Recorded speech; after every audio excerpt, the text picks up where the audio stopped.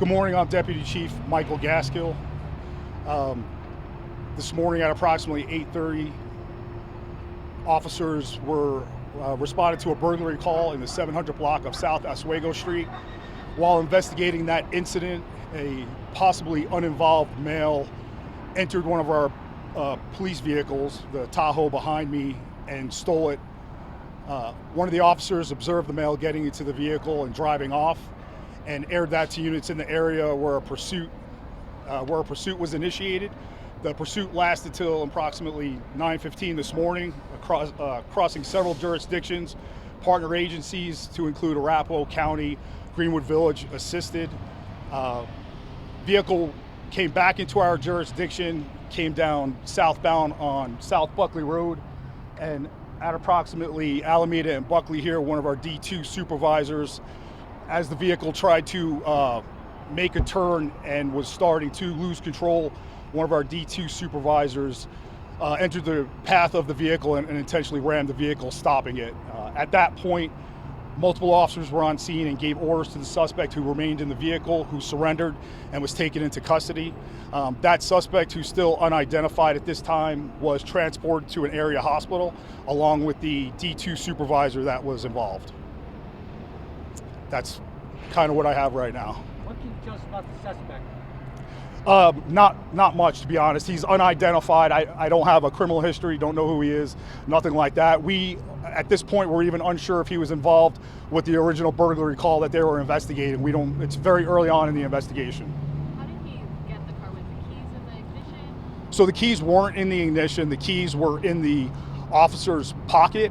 However, our vehicles are equipped with anti-theft devices. However, that wasn't engaged as the officers got out to investigate this call, and that's how the vehicle was taken. And what happened to the front wheels? Like, looked blown out? So at several points throughout the pursuit, stop sticks were thrown.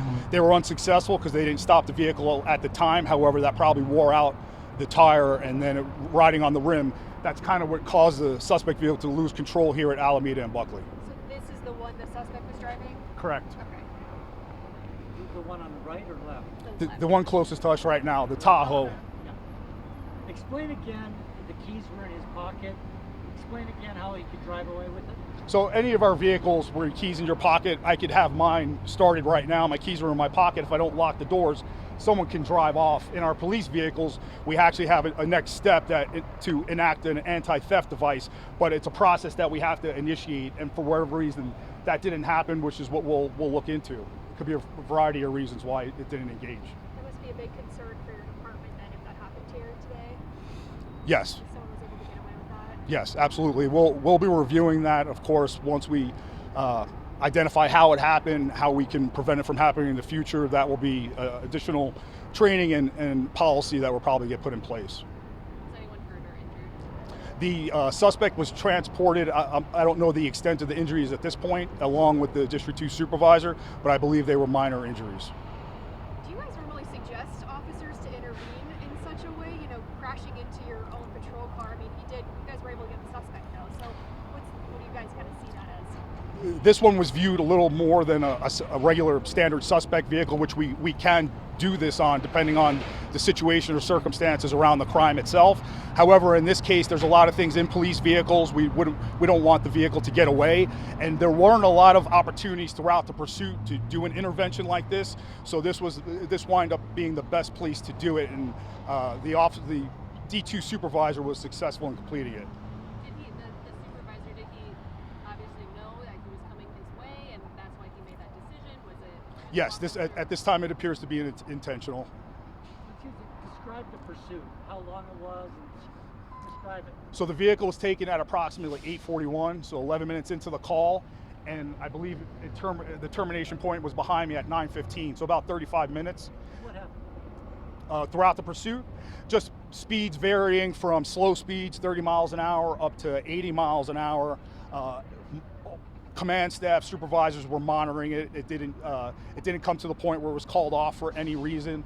And as I mentioned, we went through several jurisdictions, and really it was just the driving of the suspect, keeping the safety of the public as our utmost paramount, we had to let things continue until an opportune time where we can terminate it. We try and do that as quickly as possible, but depending on the length of time the suspect had a lead on officers before they got to him, and then being in the area, that's what happened here.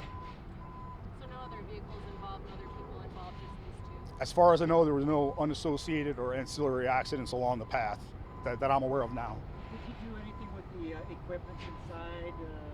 Use any of it or take any of it? I'm unclear on that. I did hear at one point possibly the lights were on. I can't confirm that. When I showed up here, there were no lights on. What's next in completing this scene here? When are you guys going to open this and whatnot? Actually, this shouldn't take too much longer. The first vehicle's already been taken off the scene. Once the second vehicle gets taken off and brought to our evidence bay, we should be able to open up the intersection. It shouldn't be too long, especially with the lack of injuries and no instances like that. Traffic investigations will complete theirs as the vehicle's towed away, and we should open it up. Okay. Thank you. Thank you.